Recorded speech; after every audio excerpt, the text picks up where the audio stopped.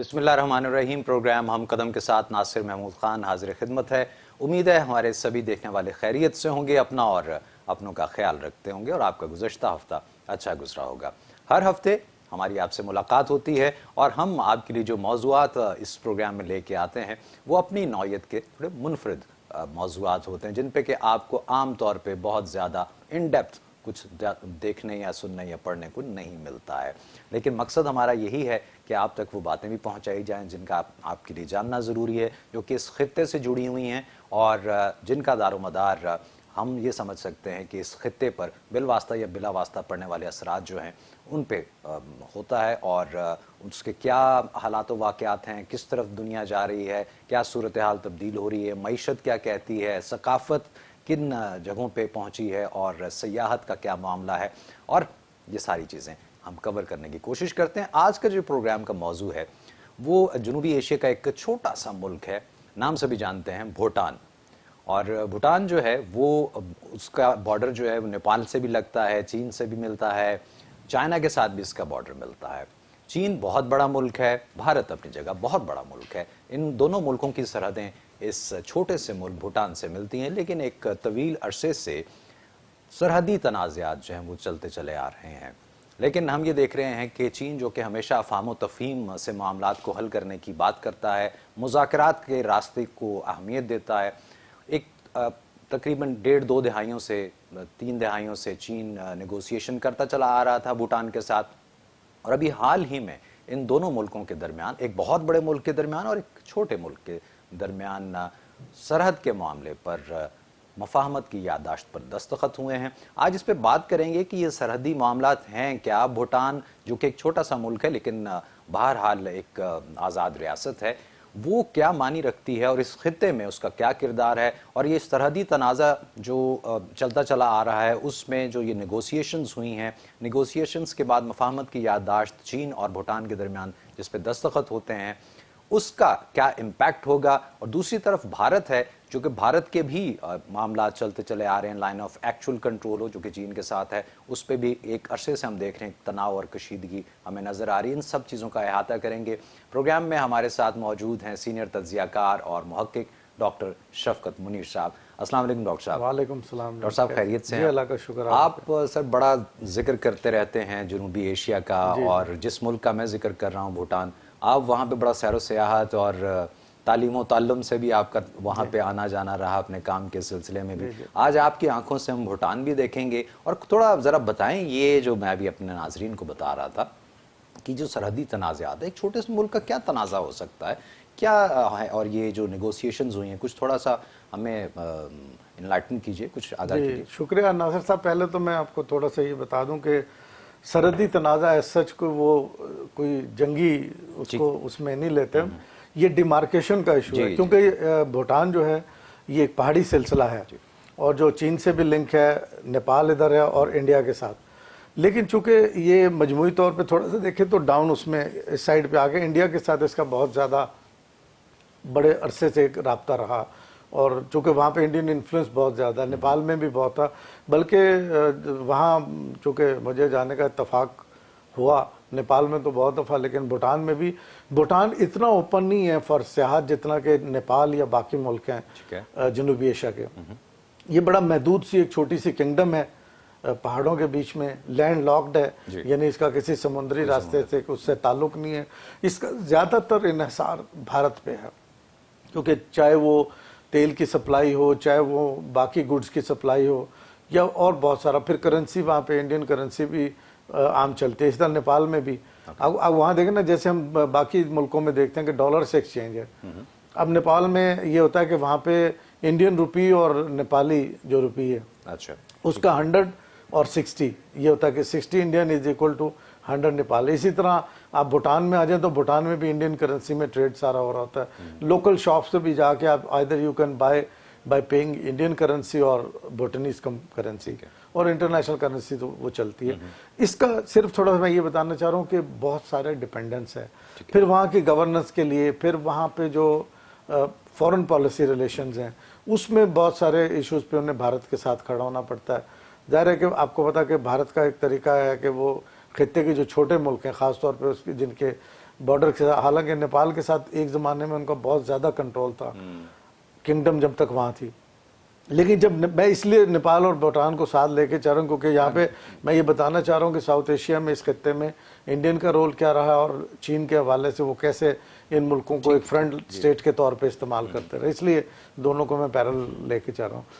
जब तक वहाँ किंगडम थी नेपाल में, वहाँ पे इंडिया का असर रसूख बहुत ज़्यादा अभी भी है, करेंसी के मामला भी उसी तरह है।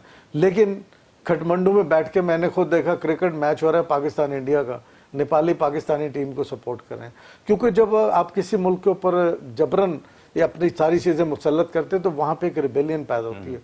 तो वहाँ पे जब से डेमोक्रेटिक सिस्टम आया नेपाल में, किंगडम ख़त्म हुई है, फेडरलिज्म आया, वहाँ अब बड़ी हद तक ओपन अप हुआ। वहाँ पे कम्युनिस्ट पार्टी ऑफ नेपाल की गवर्नमेंट आई, उसके बाद वहाँ पे पूरी एक जद्दोजहद के बाद एक सूरत हाल वहाँ क्रिएट हुई। तो वहाँ पे भी यही था कि चीन के साथ जो नेपाल के इश्यूज थे और नेपाल के भारत के साथ इशू थे, भारत की वही पॉलिसी थी कि छोटे मुल्क के तौर पे नेपाल को दबा के वो चीन के खिलाफ इस्तेमाल कर, सेम वो भूटान के साथ करता रहा। तो ये बैकग्राउंड में इसकी अपनी शुमाल मशरकी रियासतें वहाँ लगी हुई हैं। अच्छा, ये जो रियासती आपने बात की ना, जो सरहदी, वो डिमार्केशन का इशू है, यानी सरहद की हदबंदी का इशू है, वो उस पर मुज़ाकरा चलते रहे। लेकिन उन मुज़ाकरात में हमेशा कहीं ना कहीं रोड़े अटकाए जाते रहे।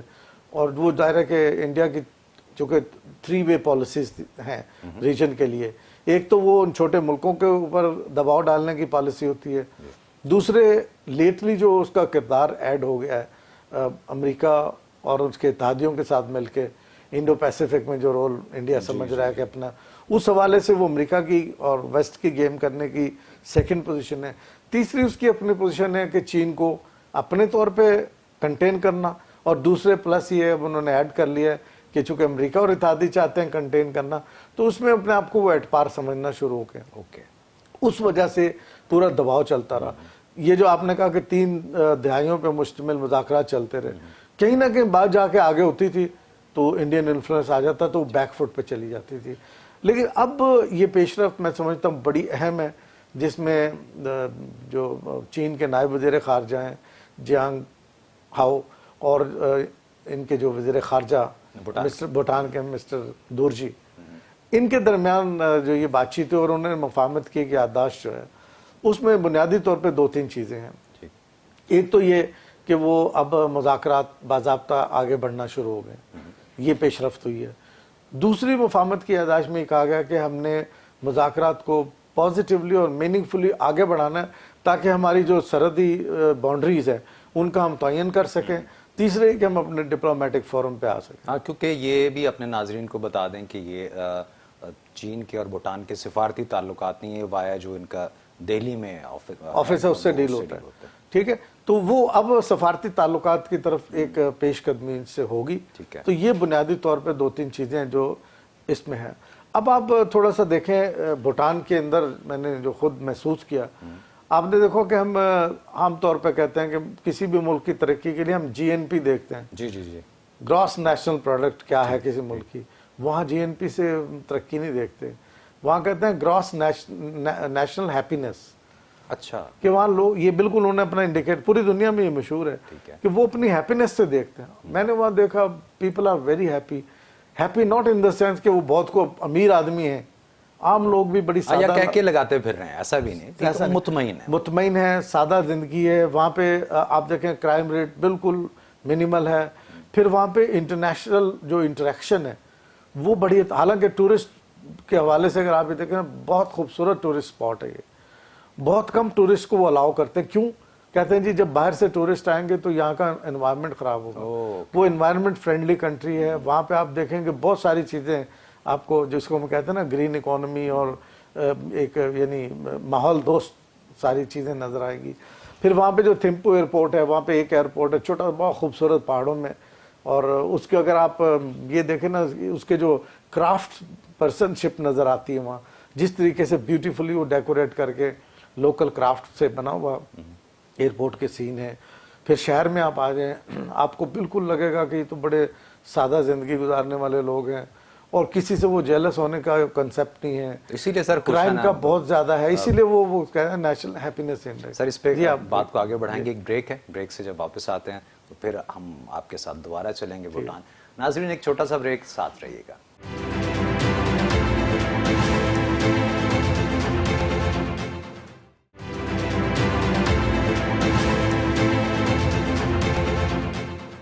Welcome back. ناظرین بات ہو رہی ہے بھوٹان کی. بھوٹان ایک چھوٹا سا ملک ہے جنوبی ایشیا کا. وہاں کی اکانومی کا جو معاملہ ہے وہ بھی ڈاکٹر صاحب نے ہمیں بتایا کہ وہاں پہ اکانومی تو اس کی جیسے بھی ہے لیکن وہاں پہ لوگ خوش و خرم زندگی گزار رہے ہیں. اور اس میں ایک بڑی اہم بات یہ تھی کہ وہ جیلس نہیں ہیں کسی سے سڑتے نہیں ہیں، کسی سے حسد نہیں کرتے ہیں اور راضی خوشی رہتے ہیں. جو بھی جتنے بھی ان کے وسائل ہیں، جتنی ان کی چادر ہے اتنے انہوں نے پاؤں پھیلائے ہوئے ہیں. لیکن اس چھوٹے سے ملک کے اس خطے میں جو دو بڑی جو مملکتیں ہیں، ریاستیں ہیں، ان کے ساتھ سرحد کے معاملے پہ جو ایشوز چل رہے تھے اس پہ آج تھوڑا سا ہم ڈسکس کر رہے ہیں. چین کے ساتھ اس کا جو معاملہ ہے اس پہ مفاہمت کی یادداشت جو ہے وہ دستخط ہو گئے ہیں. آگے چل کے کس کروٹ یہ اونٹ بیٹھے گا اس پہ بھی ہم آپ کو بتائیں گے اپنے پروگرام میں. ڈاکٹر صاحب گفتگو کو آگے بڑھاتے ہوئے جب میں یہ بار بار کہہ رہا ہوں کہ چھوٹا سا ملک ہے آپ نے بتایا کہ لیکن یہ چھوٹا سا ملک جو ہے اس کا بڑا امپورٹنٹ رول ہے اس ریجنل پالیٹکس میں. وہ تو تھوڑا اس پہ تو روشنی ڈالیں سر. کیا اب یہ دیکھیں چھوٹے سے ملک کا تو پہلے میں یہ بتاتا ہوں کہ وہاں پہ کوئی 8 لاکھ سے بھی کم آبادی ہے. جی اچھا ٹورسٹ انفلکس وہ بہت زیادہ نہیں ہونے دیتے.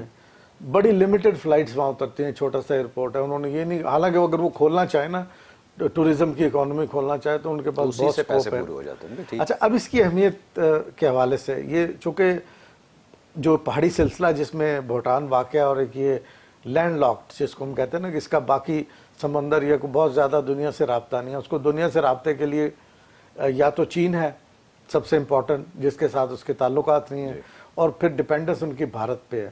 جتنی وہاں پہ آپ کو پروڈکٹس نظر آئیں گی وہ انڈین پروڈکٹس وہاں پہ بے شمار ملیں گی یا لوکل وہاں کی جو پروڈکٹ ہیں، لوکل کرافٹس ہیں. پھر جو وہاں کا جو پہاڑی علاقوں کی جو پروڈیوس ہوتی ہیں جیسے ہمارے نادر ایریاز میں. اچھا وہاں آپ لوگوں سے ملیں تو بہت سارا آپ کو لگے گا شاید ہم اپنے نادر ایریاز میں. جب ایئرپورٹ سے ڈاؤن آپ کے کیپٹل کی طرف آتے ہیں تو پورا ٹریک جس پہ آپ چلتے ہیں آپ کو وہاں نظر آئے گا کہ وہاں پہ بالکل ایسا لگ رہا ہے جیسے ہم اپنے نادر ایریا میں ریور کے ساتھ ساتھ چلتے ہوئے جا رہے ہیں اور آگے چھوٹے چھوٹے ساتھ شہر چل رہے ہیں. سمپلسٹی کا یہ عالم ہے کہ وہاں میں ایک ریجنل کانفرنس میں ایک دفعہ تھا تو وہاں پہ ان کے پرائم منسٹر آئے تو میرا خیال ہے کہ ہمارا شاید ڈی سی سے زیادہ پروٹوکول میں آتا ہے deputy commissioner. And I was surprise کہ وہ ایک جیپ سے اترے، ہم سے ہاں سب سے ملے. ہم سب لوگ ایسے کھڑے ہوئے تھے. کوئی اتنا بڑا وہ نہیں تھا کہ جی پتہ نہیں کیا ہونے والا. آرام سے آئے ان کے. پھر کنگ آئے، ایک سیشن انہوں نے کرنا تھا. بڑے سمپل طریقے سے ایک ہال تھا اور لوگوں سے مل رہے ہیں اور بیٹھ کے سب لوگوں سے گپ شپ ہو رہی ہے. پھر ان کا میوزک کلچر وہ بہت خوبصورت ہے. اب ہم آتے ہیں تھوڑا سا اس کی ریجنل امپورٹنس پہ. اب ساؤتھ ایشیا کا آپ یہ دیکھیں نا کہ ساؤتھ ایشیا میں 8 ممالک ہیں افغانستان سمیت. اچھا اب باقی جتنے ممالک، پاکستان کی اپنی ایک اہمیت ہے، باقی جتنے ممالک ہیں وہاں پہ انڈیا نے کوشش کی. پاکستان کو تو ظاہر ہے وہ جس طریقے سے دباؤ دیتا رہا وہ اس سے بہت آگے نکل گئی. پاکستان تو شاید ایٹ پار کیا بہت ساری چیزوں پہ ہم ان سے بہت آگے ہیں. باقی جو ممالک ہیں جس میں بنگلہ دیش ہے، مالدیوز ہے، سری لنکا ہے اور نیپال ہے اور بھوٹان ہے، یہاں پہ بڑی حد تک ان کا کافی انفلوئنس ہے. اب یہ اس کے بعد پاکستان کے بعد جو تیسرا بڑا ملک وہاں پہ وہ بنگلہ دیش اور پھر سری لنکا. اب ان ملکوں کے درمیان کیا ہوا میں آپ کو تھوڑا سے آپ نے ریجنل پالیٹکس کی بات کی نا تو میں اس اینگل سے آپ کو بتا رہا ہوں.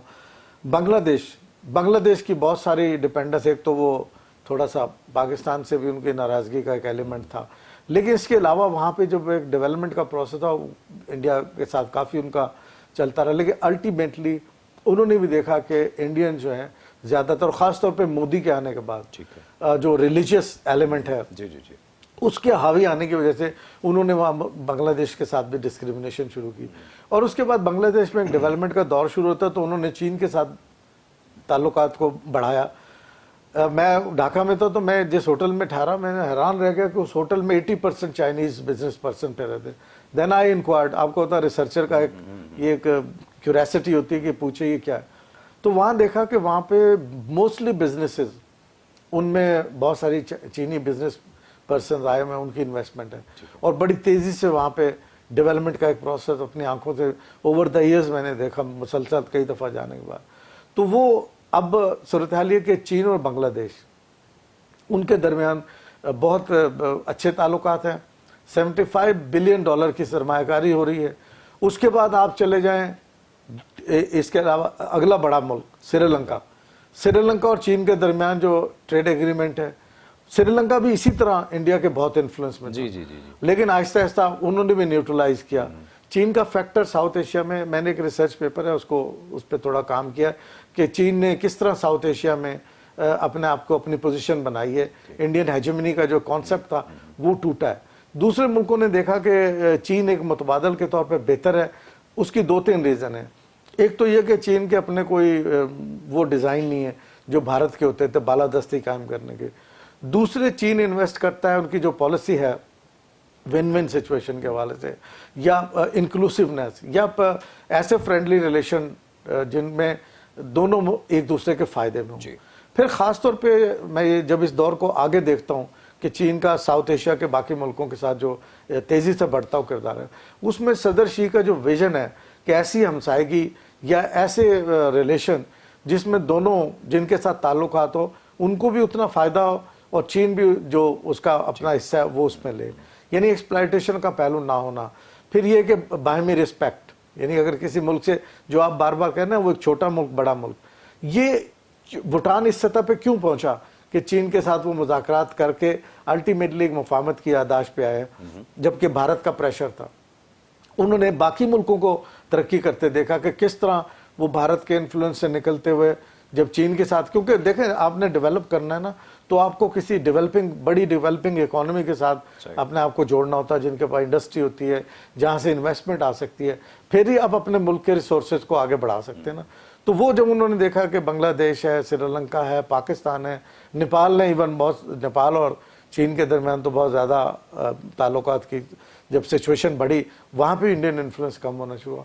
तो उसी को देखते हुए भूटान को इनकरेजमेंट हुई कि हमें भी ये देखना है कि क्या अभी तक हम भारतीय तसल्लुत में रहेंगे या भारत की कॉलोनी बन के रहेंगे। ये जो कॉन्सेप्ट था, अब अगर जहाँ पे भी फॉरेन पॉलिसी की एक बात होती थी या साउथ एशिया में, क्योंकि सार्क समिट्स होती थी, मैं चूँकि उनको कवर करता रहा हूँ, तो वहाँ पे जो डिसीजन होता था इंडिया का, भूटान को एक ख़ास तौर पे यानी इंडिया की इकाई के तौर पे काम करना पड़ता था। अब इस मायदे पे पहुँचने से मुझे ये समझ आ रही है कि भूटानी लीडरशिप ने ये सोचा कि जब बाकी मुल्क जो खुद इंडियन उससे निकले हैं असर से और चीन के साथ मिले तो वहाँ पे डेवलपमेंट का एक प्रोसेस तेज़ हुआ।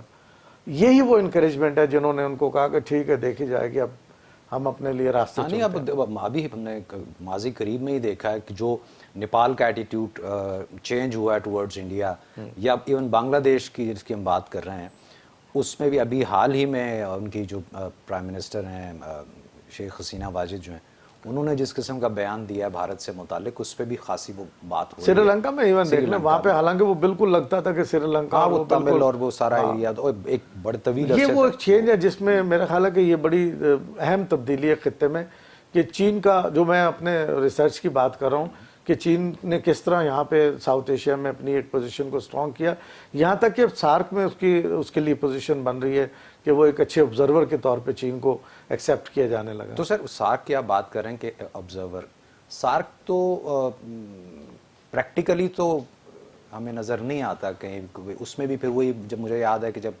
लास्ट टाइम उन्होंने वो कैंसिल कर दी एन मोमेंट पे भारत ने, पाकिस्तान में होनी थी जी, तो उसकी सारी तैयारी हो चुकी थी सर, और उस पर तो 2000 जब वो ख़त्म हुई है बाकायदा तौर पे तैयारी हो गई थी, क्योंकि हम लोग भी उसमें काम कर रहे थे, यानी पूरे डेलीगेट्स कैसे आएंगे, क्या होगा, और वहाँ पे डिज़ास्टर के हवाले से बहुत इंपॉर्टेंट एग्रीमेंट जो रैपिड रिस्पांस एग्रीमेंट है उसको आगे बढ़ना था, उस पर आगे प्रैक्टिकल चीज़ें जानी थी कि किस तरह खित्ते में अगर कोई इमरजेंसी हिट होती है तो किस तरह सार्क में एक्शन होगा।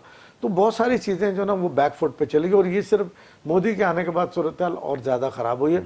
तो मैं ये समझता हूँ कि मोदी के आने के बाद जो वहाँ पे खित्ते में जो सिचुएशन हुई ना, इंडियन जो हिंदुआता या जो मोदीज़म को आप समझ लें, उसके असरात सीधा फाशिज्म फाशिज्म उसके असरात ये निकले कि सारे मुल्कों ने अपने सोचना शुरू किया कि हम ज़ाहिर है मोदी के दस्तनगर होकर तो नहीं चल सकते। बिल्कुल ठीक डॉक्टर साहब, उसी वजह से फिर ये सारी तब्दीलियां जिन पे हम बात कर रहे हैं, ये बात बड़ी इंटरेस्टिंग उस पे चली गई है। नाजरीन एक ब्रेक हमारे साथ रहेगा, विल बी राइट बैक।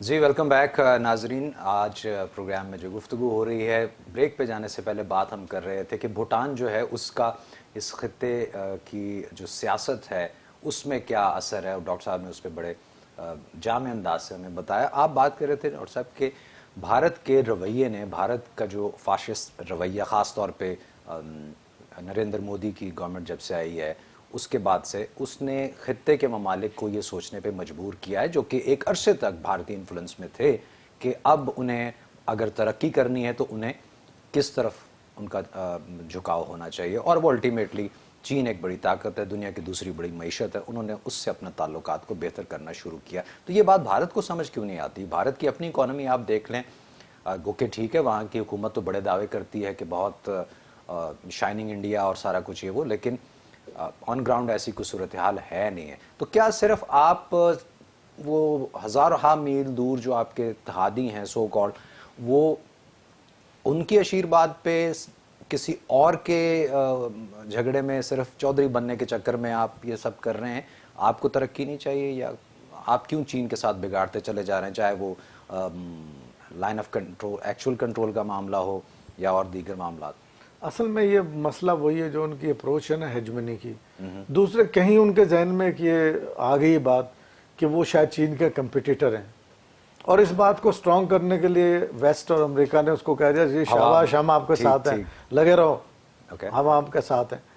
लेकिन अगर आप थोड़ा सा देखें, अभी हम जो बात कर रहे थे, भूटान खित्ते का वाहिद मुल्क है जिसके चीन से ताल्लुकात नहीं है, या जो डिस्टेंस है बिकॉज ऑफ ये जो बाउंड्री का इशू है या बाकी, और या आप दूसरे लफ्जों में कहें कि इंडिया के टोटली इस असर में था कि वो चीन से दूर था। ठीक है, लेकिन अब आखिर वो क्यों इधर आया? यहाँ दो चीज़ें हैं, एक तरफ भारत की अदारादाना सोच और छोटे मुल्कों को दबा के रखने की सोच, दूसरी तरफ एक वाइब्रेंट डिप्लोमेसी चीन की एक वाइब्रेंट डिप्लोमेसी के हमने तमाम मुल्कों को एक तरक्की के जो लड़ी है उसमें पिरोना है, तरक्की के सम्राट सब लोगों तक जाएं, शेयर्ड फ्यूचर की बात करते हैं, विन विन की बात करते हैं, मल्टीलेटरलिज्म की बात करते हैं, और डिप्लोमेसी में ऐसे रिलेशंस की बात करते हैं जिससे पीस, सिक्योरिटी और प्रॉस्पेरिटी और आपकी इंटेग्रिटी और ख़ास तौर पे म्यूचुअल रिस्पेक्ट। अब आप देखें ना, जब डिप्लोमेटिक रिलेशन है, आपने 2-3 दफ़ा लफ्ज़ बोला जिसको मैं अभी यहाँ दोहराना चाहूँगा कि छोटा सा मुल्क और बड़ा मुल्क, अगर आप यही सोचते रहेंगे कि मैं बड़ा वो छोटा, तो फिर वो रिलेशन नहीं किसी स्टेज पे। आप पहुंच गए मेरी बात तक। तो यही वो बात है, यही वो नुक्ता है कि एक तरफ भूटान ने देखा कि चीन ने प्रैक्टिकली बाकी मुल्कों के साथ भी ये अमल करके दिखाया कि किस तरह उसके बराबरी के सतह पे ताल्लुकात हैं, या ट्रेड में या पीस बिल्डिंग में किस तरह चीन सबके साथ शराकतदारी का कॉन्सेप्ट है, यानी पार्टनरशिप का कॉन्सेप्ट, अजारादारी का नहीं, पार्टनरशिप का कॉन्सेप्ट। जब उन्होंने देखा कि चीन पार्टनरशिप में शराकतदारी में तमाम मुल्कों को लेके चल रहा है, तो वो वाहिद मुल्क इस खित्ते का जो चीन के साथ नहीं था, अब उसने पहली दफ़ा एक ऐसा डिप्लोमेटिक, जिसको मैं कहूँगा बड़ी हिस्टोरिकल ये डेवलपमेंट है, मुफाहमत की याददाश्त जो इनके दरमियान साइन हुई है, उसको आगे बढ़ते हुए आपने अब ये देखना कि उन्हें एक कॉन्फिडेंस हो गया कि चीन, ये कॉन्फिडेंस को ज़बानी नहीं है, प्रूव हुआ है जी। क्योंकि मैंने आपको पहले ब्रेक से पहले बात कर रहे थे कि आप श्रीलंका को देख लें, बांग्लादेश को देख लें, नेपाल को देख लें, ये सारे, पाकिस्तान तो चलो शुरू से ही था, ये वो ममालिक हैं जो किसी ना किसी तरह इंडिया के बहुत ज़्यादा इन्फ्लुएंस में थे, लेकिन आहिस्ता आहिस्ता वो निकलते गए। अब उनकी खारजा पॉलिसी भी मुतवाज़न है। अब इस मुफाहमत की याददाश्त के बाद क्या होगा, मुज़ाकरात आगे बढ़ेंगे, डिमार्केशन हो जाएगी कि जी ये बाउंड्री, ज़ाहिर हिस्टोरिकल लिंकेजेस हैं और ये इनके ताल्लुकात जो हैं ये बाउंड्री की वजह से अब वो हैं, लेकिन सदियों से ये एक दूसरे से जुड़े हुए मुल्क हैं, को अलग से किसी ने उठा के यहाँ पे नहीं भूटान रख दिया या चीन रख दिया। अब वो जो डिमार्केशन हो जाएगी, जब तय हो जाएगा जी ये बाउंड्री है, डिस्प्यूट ख़त्म, उसके बाद डिप्लोमेटिक रिलेशन की तरफ आएंगे।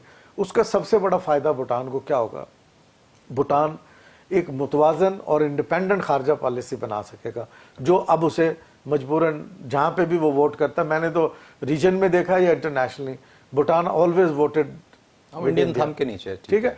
लेकिन अब कम से कम वो भूटानीज जो हैं वो इसको इंडिपेंडेंट एक खारजा पॉलिसी की तरफ लेके चलेंगे। फिर जब डेवलपमेंट का प्रोसेस शुरू होगा तो दोनों मुल्कों के दरमियान खासतौर पे जो पहाड़ी इलाकों में डेवलपमेंट है उसकी टेक्नोलॉजी चीन के पास बहुत है, जैसे रोड्स निकालना, सिंकियांग पूरा जिस तरह से डेवलप किया है चीन, बिल्कुल सिंकियांग को आप देख लें, इवन तिब्बत में देख लें, तो ये सारी जो है वो चीन, उनको, भारत के पास तो वो टेक्नोलॉजी नहीं है, भारत के पास इतने बड़े रिसोर्सेज नहीं है कि वो अपने रिसोर्सेज से निकाल के दूसरे मुल्कों को डेवलप करे। तो वो चीन की चूंकि एक रेगुलर पॉलिसी है ना और अप्रोच है कि जिसके तहत उन्होंने पार्टनरशिप डेवलप करनी है मुल्कों के साथ। तो अब इस कॉन्फिडेंस को आगे लेके आप देखें तो इसमें एक न सिर्फ दो तरफा ताल्लुकात बड़ी तेजी से आगे बढ़ेंगे, बल्कि रीजन में एक वाहिद मुल्क जो एक ऐसी पॉकेट रह गया था जो यानी 100% जो एज ए यानी sort of A state of India काम करता था, अब वो उसकी सिचुएशन होगी कि वो दुनिया के साथ इंटरेक्ट कर सकेंगे। इंडियन प्रॉक्सी कह रहे हैं, अब उसको रूट मिल जाएगा, चीन के साथ कनेक्ट होगा, फिर उसके बाद ये कि चीन के जरिए पूरी दुनिया के साथ कनेक्ट होगा। भारत के साथ जो कनेक्टिविटी थी वो तो अब आगे जाके कोई ये नहीं है कि वो कोई राइवलरी आ जाएगी, भारत से उसके ताल्लुकात ख़राब हो जाएंगे। जैसे नेपाल का है, नेपाल के ने जब इंडिया से अपने आप को डिस्टेंस करना शुरू किया और चीन के साथ आगे चलना शुरू किया तो नेपाल के इंडिया के साथ भी ताल्लुकात उसी तरह हैं, लेकिन इधर बहुत ज़्यादा हुआ और उसके पास ज़्यादा ऑप्शन आ गए। इसी तरह भूटान के पास भी मल्टीपल ऑप्शन होंगे दुनिया के साथ इंटरेक्ट करने के लिए, ट्रेड करने के लिए और अपने आप को एक मुतवाज़न और इंडिपेंडेंट कंट्री के तौर पे आगे ले जाने के लिए। ये वो अच्छा, इसका फिर मजमूई तौर पे सार्क पे क्या असर पड़ेगा? सार्क जो डोरमेंट है, लेटली इंडिया ने क्या किया था, जब इसको डोरमेंट किया तो उसने सब रीजनल ग्रुपिंग बना दी। सब रीजनल ग्रुपिंग में उन्होंने भूटान, नेपाल, बांग्लादेश इनको साथ में लाके और नेपाल कि ये जी हमारा एक सब रीजनल ग्रुप हो गया। ठीक है। अब वहाँ पे सब रीजनल ग्रुप जब ये बना, जब ये डिवाइड हुआ, divide in the sense formally तो नहीं खत्म हुआ ना, SAARC is there, SAARC secretariat Nepal में काम कर रहा है, सार्क के बाकी प्रोसेसेस चल रहे हैं, सिर्फ सरबराह कॉन्फ्रेंस और बाकी चीज़ों पे हाल्ट हो गया। ट्रेड एग्रीमेंट है, उस पर कुछ जो मामला थे वो रुक गए, जो साफ्टा है, south Asia regional trade agreement है, उसमें बहुत सारी चीज़ें जिसमें टैरिफ के इशूज़ हैं वो हल होने, लेकिन होता क्या था, सब रीजनल ग्रुपिंग में भारत उसको साइड लाइन कर देता था।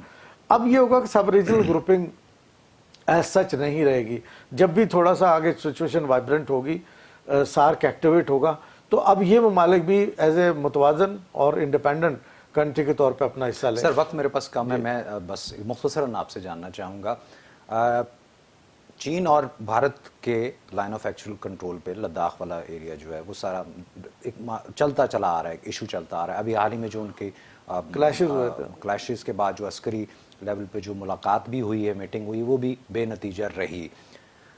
भारत इस डेवलपमेंट पे भूटान की चीन के साथ जो ये मुफाहमत की यादाश्त पे दस्तखत हुए हैं, इसको कैसे देखेगा वो? आप डू यू थिंक कि वो जाने देगा? नहीं, वो जाने नहीं देगा। अभी अगर आप भारतीय मीडिया को देख लें और उनकी लीडरशिप जो है वो इस पर बड़े मुस्तरब नजर आ रहे हैं।